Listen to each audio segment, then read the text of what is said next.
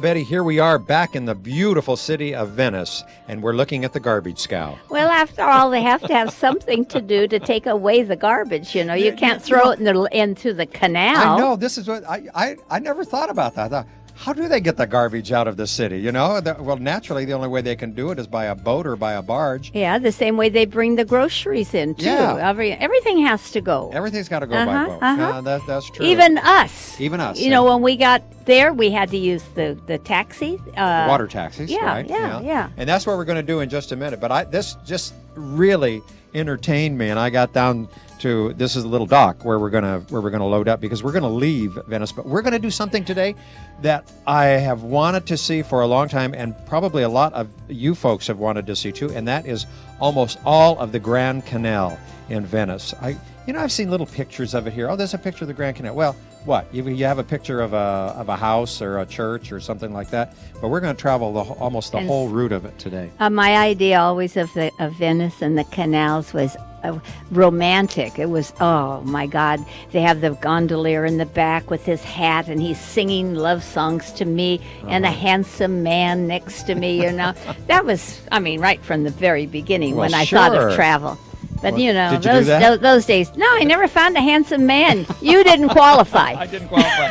Okay, well, doggone it, that's the way it goes. Anyway, here we are, and so now we're going to load up. It's taking us 2 boats to load up. And before we do, I just want to get some more scenes here of the outside of the building. You know, and this is very, very misleading. You look at the outside of some of these buildings, which are very, very old, of course, and they look, kind of looks a little dilapidated. Raunchy. But you go inside, and it is absolutely another world in there. You know, just beautiful stuff. Well, you see, we think of appearances as being the criteria, and of course it's not. You can't tell a book by its cover either, right. you know. That's right.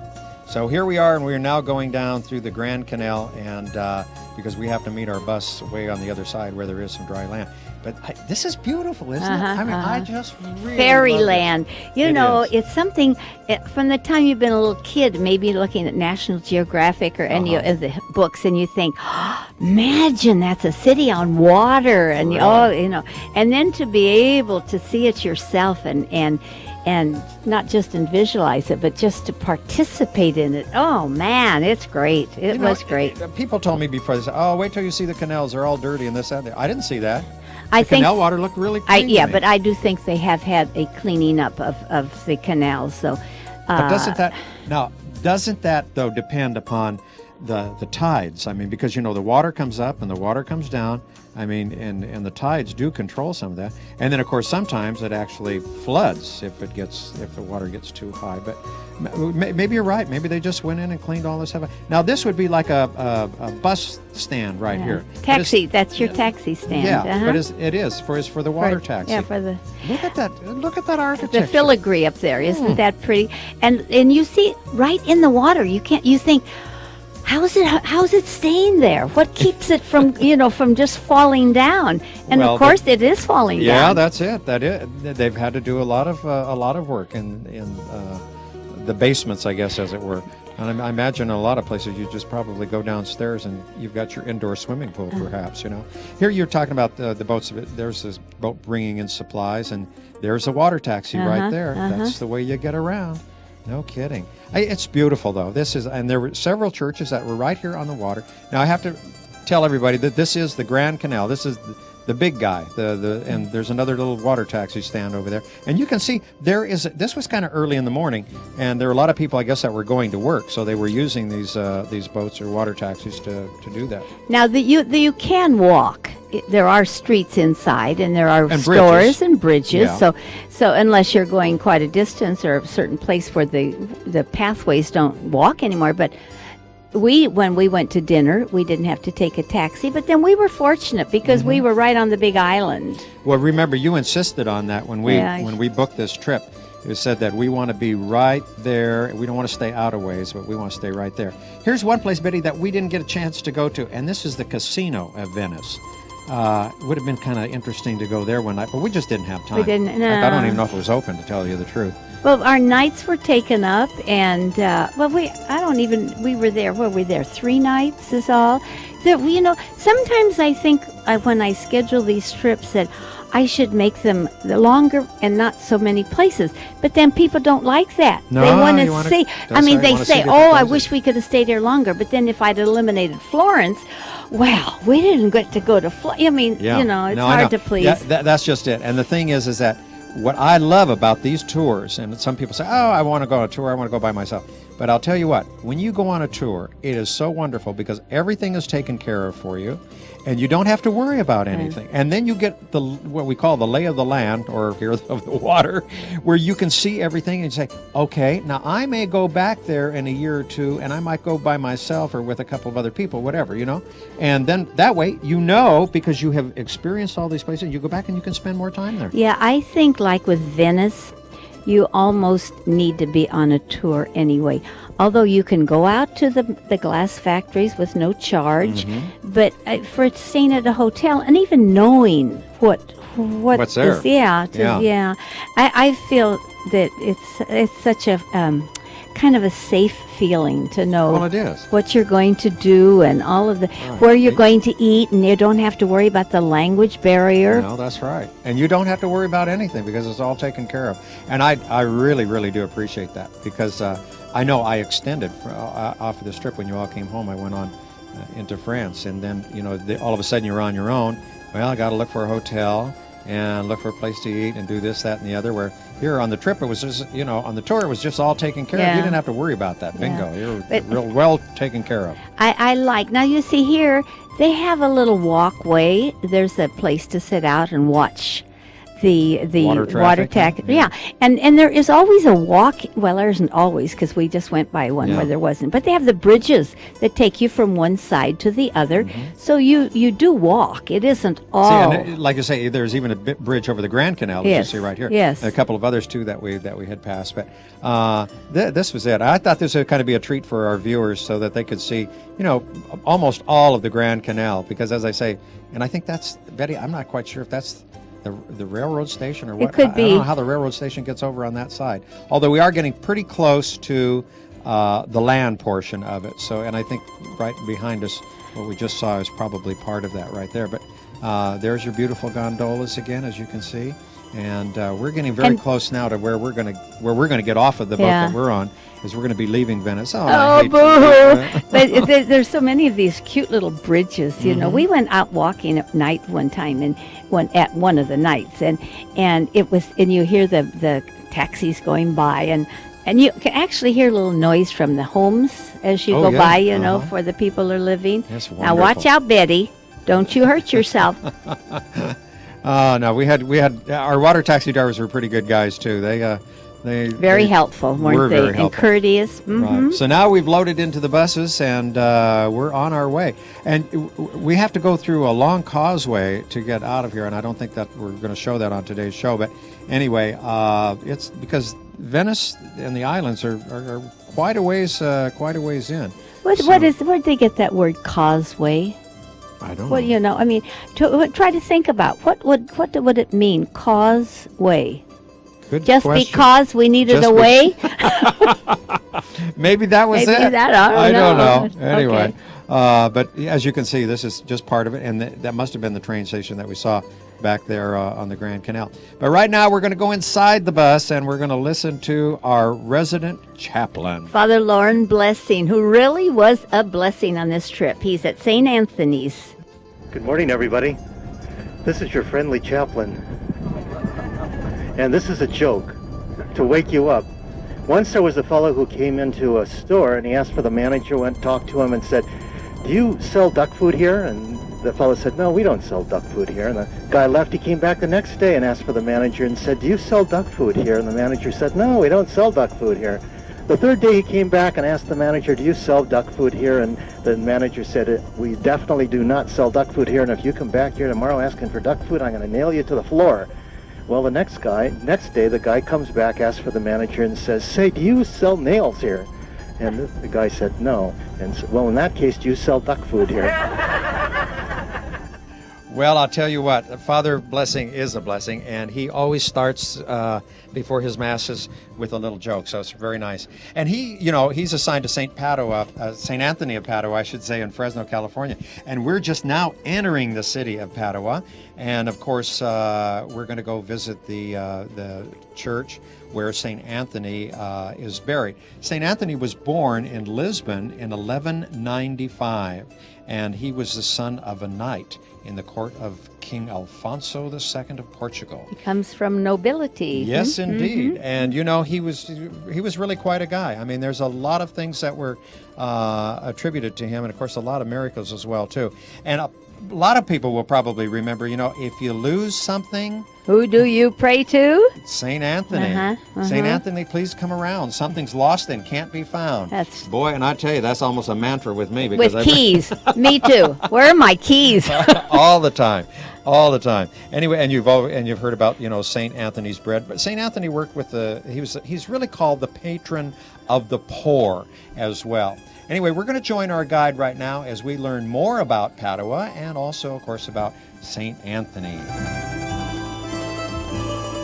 This is Padua. As you can see, the outskirts are very industrial, very commercial area. Padua, along with Verona, remember we passed by Verona on our way to Venice, is the major economic powerhouse of this region, of the Veneto, so the most industrial area, Padua and Verona, and the biggest cities. This is around a population of around 150,000 or so. 150,000, 200,000, that sort of area. But as you can see, a lot of modern buildings. This was heavily bombed during the Second World War, around 1944, towards the end of the Second World War, in fact. It was heavily bombed and reconstructed, of course, because of that. Luckily, the centre, or the old medieval centre, has remained. Remember, this was a founding of a city by the Romans in 45 BC, so 45 years before Christ, was actually founded here a city, Padua. And the old medieval city, the old medieval town, from the heyday of this town, which is around the 13th century, 13th, 14th century, is still intact. The main things that Padua is famous for is, of course, St. Anthony, which we've talked about. Remember, St. Anthony, after his death, was canonized only 18 months after his death. So this made Padua a central area for pilgrims, for pilgrimages to, obviously, the Chapel of St. Anthony and to the Basilica of Il Santo, or the Basilica of St. Anthony, which we'll be visiting. The second most famous thing is the university. The university here is one of the oldest in Europe and the oldest in Italy, founded in 1221, okay? And amongst its illustrious students was Galileo. Galileo studied here. The medicine faculty was one of the largest and most important in Italy, and this made Padua very much an artistic and a scientific magnet, if you like, and to this extent competed a lot with Venice with regard to attracting talent and attracting famous artists, writers, artists such as Donatello, for example, Giotto, who has some very famous frescoes in the baptistry at the cathedral here in Padua, were attracted here. However, following the rise of the family da Carrara, the family that ran and owned this city, they feuded a lot with Venice, of course. Remember, look, you've seen how near Venice is to here, and Venice was very much the powerful state of this region. And in the 1400s, Padua was overtaken by Venice, thus taking a little bit the emphasis off the artistic and the artistic and the scientific and the writers and all those sort of ideas that Padua had, more towards Venice. Then, of course, following the invasion of Napoleon, it was turned over to the French and then back to the Austrians eventually, and then, of course, the unification of Italy in 1866. So in a nutshell, that's the history of Padua. Well, Padua really does have quite a history. And, Betty, unfortunately, it's happening all over the world now. They just won't let us videotape inside these churches or these cathedrals. They will in some places, but other places they won't do it.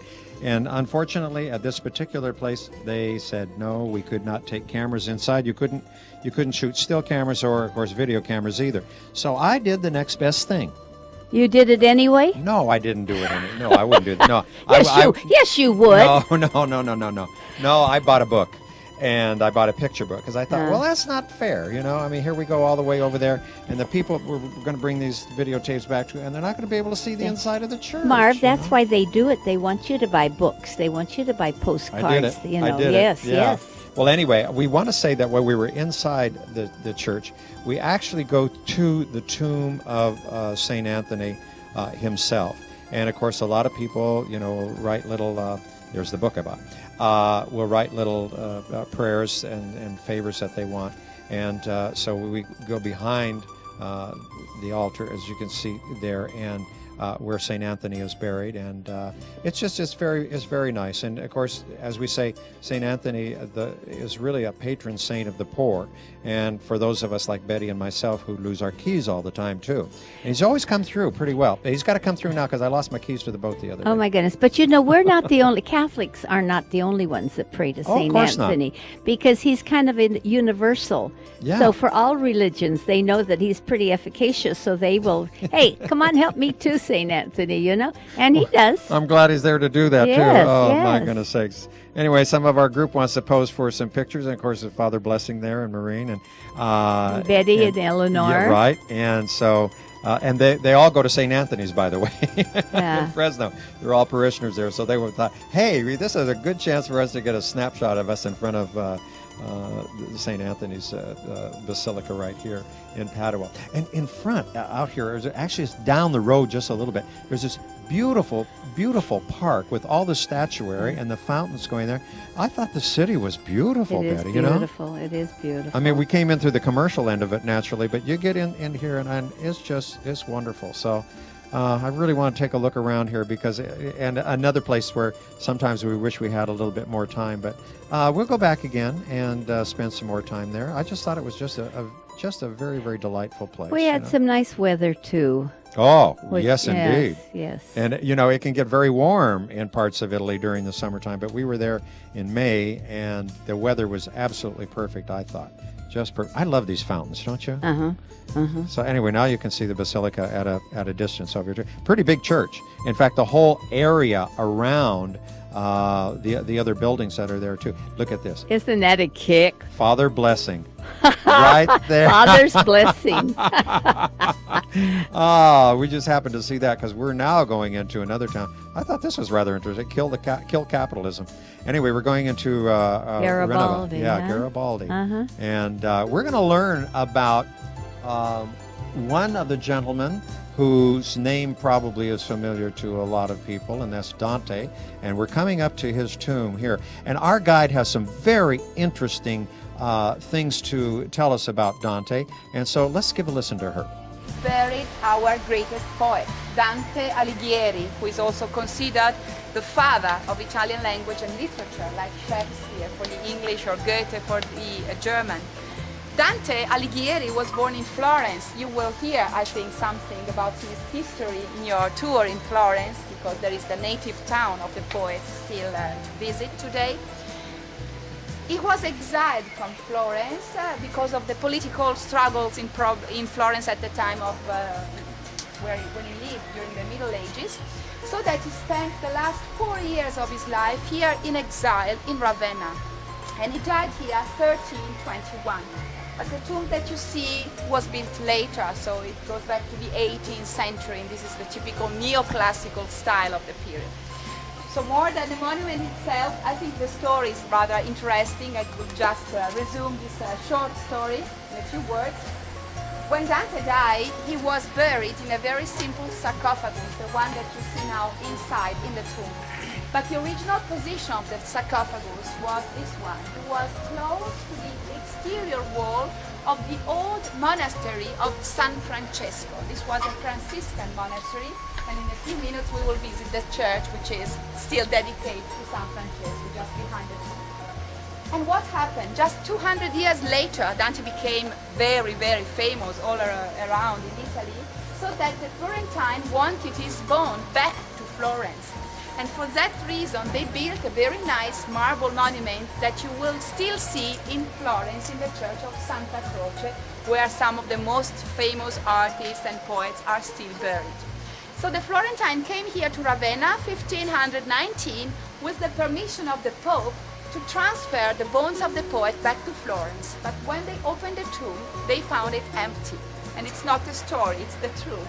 You can still see the hole on the left side of the wall made by the monks, by the Franciscans, who wanted to protect the bones of the poet. Dante would never have returned back to his native town because he suffered a lot of his exile.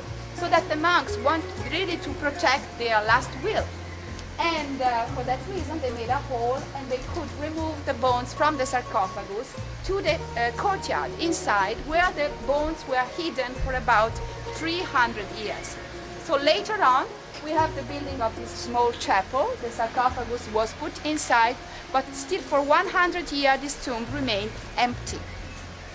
The final part of this story is that at the beginning of the 19th century, Napoleon made some edicts against the church. So most of the monasteries in Italy were closed. The monks had to abandon their monastery because they were passed to the state.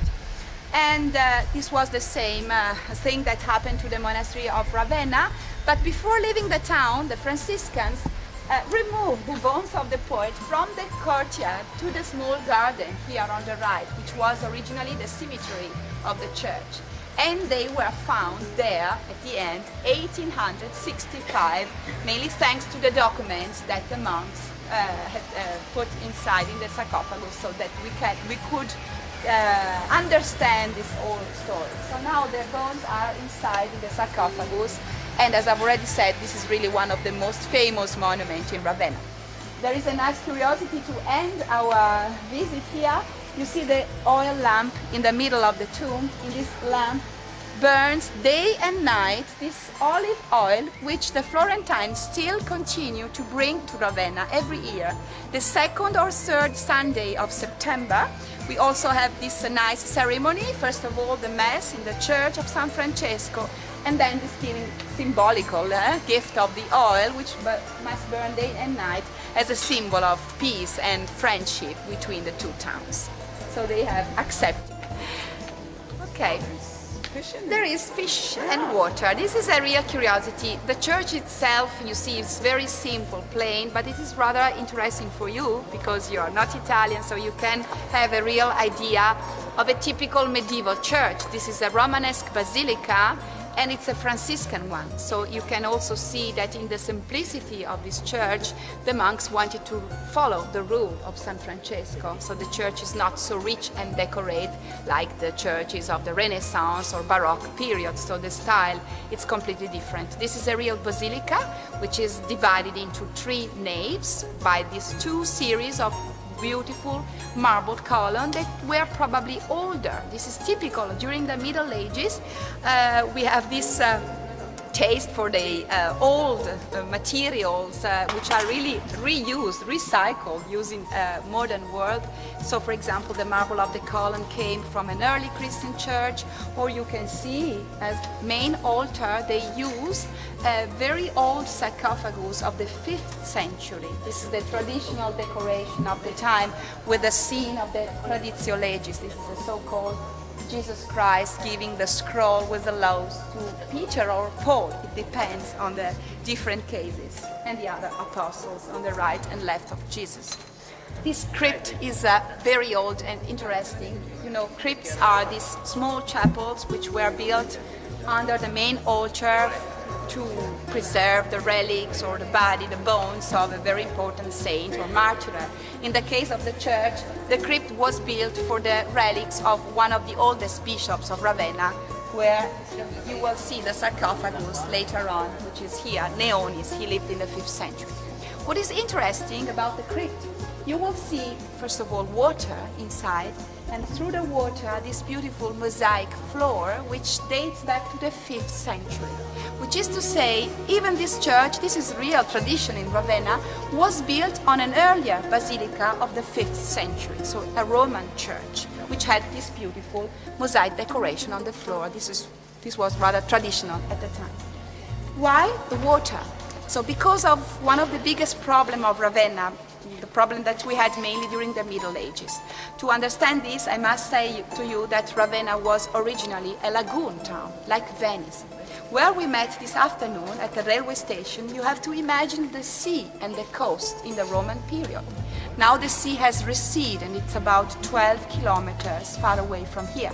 Well, I tell you, the inside of this church was very interesting, being that, as she said, it was, one church built upon another, and it was beautiful. Betty, there was another place where we saw water under a building like that, and that was in Istanbul, if you remember. And there were fish swimming around in the water under that as well. It has to be that it was built originally on sort of swampland, then, doesn't it? Where It was old swamps there. And this is now we're walking away from it, back where his bones are buried, and we see the courtyard there. Of course, that was part of a monastery there, and the monks, as she explained, had kept the bones there and actually had hidden them as well. So, but now we're going to go into another place that's right around the corner, and this is the baptistry. And this was a separate building, and we thought this was so interesting because of the murals that were up on top of the ceiling, and you can see them right here. I'm going to try and get you a shot so that you can just see all the way around. Holding the camera up there, you get a little crook in your neck. But anyway, it was worth it because these were just beautiful. I say murals, mosaics. I was just going to say, that's a mosaic Right, up there. Well, you could see all the little individual pieces that make it up. It was just beautiful. Yeah. Anyway, it was very nice, and it was this was just one of the stops that we made Look on at this the particular traffic. day. Just incredible. Well, it's Italy. Just incredible, the cars, huh? Yeah.